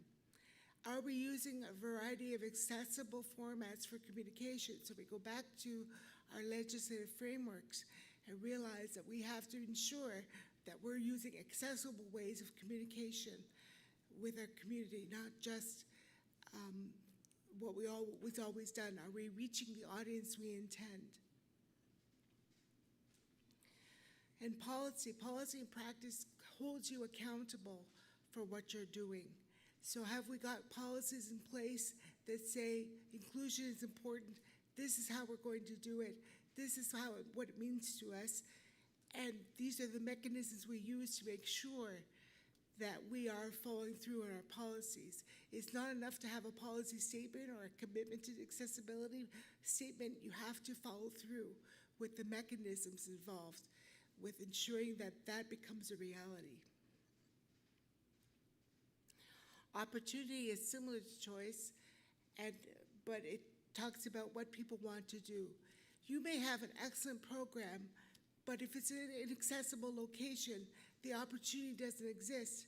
The person may make the choice to participate with you, but if they can't get to you, if they can't get in the building or they can't get in the venue, then there is no opportunity.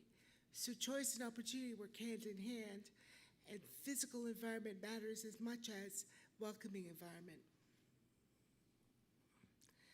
One of the things we need to look at when we're looking at inclusive sport is a spectrum. Inclusive sport occurs on a spectrum where games and activities are provided in multiple ways, allowing people choice and opportunity for programs available from in all sections to be chosen from.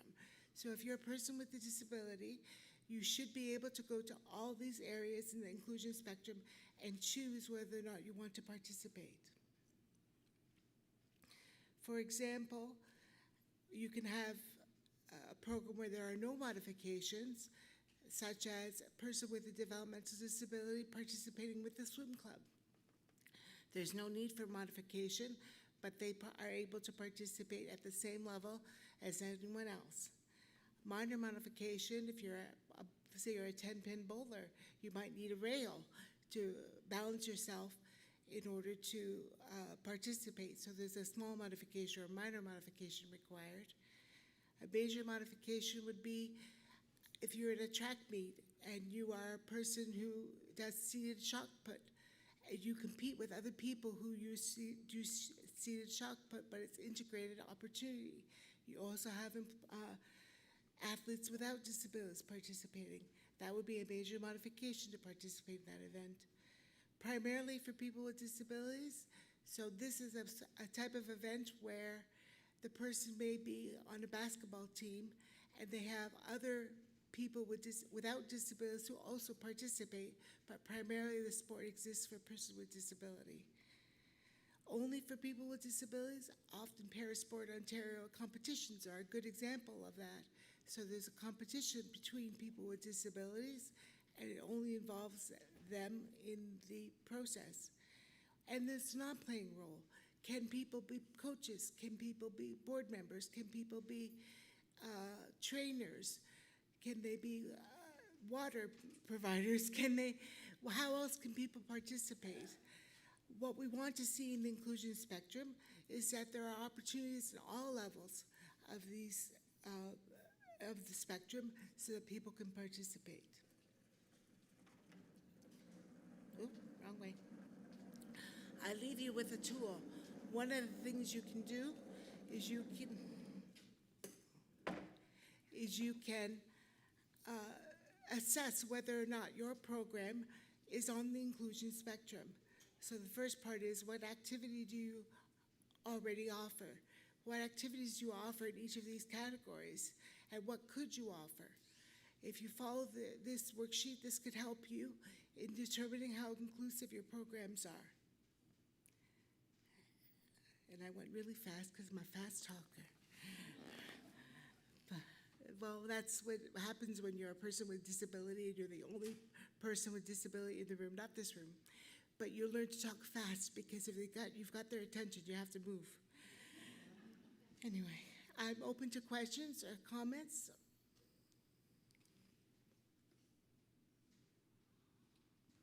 Donnie, you mentioned the joint committee. Oh, I work with the Joint Accessibility Advisory Committee of Lincoln, West Lincoln, Pelham, Thorold, Niagara Lake, Grimsby, and Port Colborne.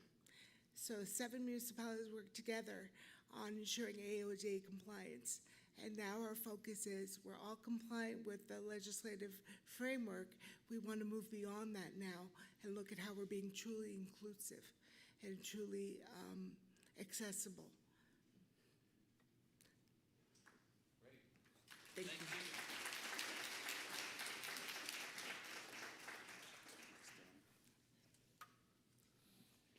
Yeah, you want to go forward? I have to go that way, so. We're done. So you can just go out. Okay, I'll go straight. And someone's behind you too.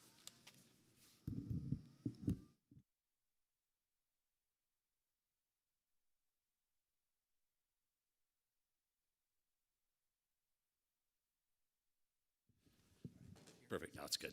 Thanks very much. And thanks again, Donna. And thank you for saying yes on such short notice. You really did bring even more value to the day today. Much appreciated. And that's very much what Parasport Ontario is all about, turning no's into yeses. And I think that was a message here this morning, too. So we have now a break till 1. There are food trucks here for you to enjoy. There are lots of activities going on in the arena, both arenas, I believe. If you want to try sledge hockey on ice, there's sledge on roller. We've got some mini ponies here that are therapy horses, wheelchair basketball, sitting volleyball. There's about 20 of them. We'll be back. This room will split while you're at lunch. To my right will be the para-athlete panel, and to my left will be the activities for seniors, which you'd access at the door, again, to my left. And that's at 1 o'clock. And then at 2, yoga comes in, again, to my left. It'll be one of these two rooms. That's the adaptive yoga for those that have signed up for that. And adaptive drum and dance is just down the hall past, I think it's Mike's Cafe in the Kinsman room, and that starts at 2 o'clock too. So really some great workshops this afternoon. Look forward to enjoying those. Thank you for all being here this morning, and thanks again to our presenters. You guys are awesome. Thanks.